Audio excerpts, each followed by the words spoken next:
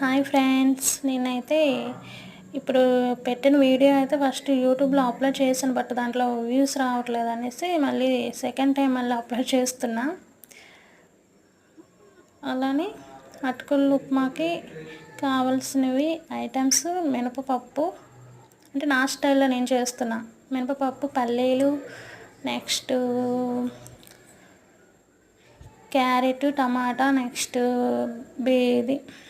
గోర్చిక్కుడు అవి వేసేసి అయితే కలుపుకున్నాను. దాంట్లో సాల్ట్, కారం వేసి కాసేపు అది మగ్గాక దాంట్లో పసుపు, ఉప్పు, కారం అవి వేసుకొని కలుపుకోవాలి.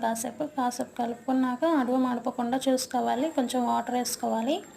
బాగా మగ్గాక దాంట్లో లాస్ట్కి మనం అటుకులు అనేవి యాడ్ చేసుకొని కలుపుకొని దించుకోవడమే ఫ్రెండ్స్. ఫుల్ వీడియో దాంట్లో పెట్టుంటాను, చూడండి. నా యూట్యూబ్ ఓపెన్ చేసేసి. ఓకేనా ఫ్రెండ్స్?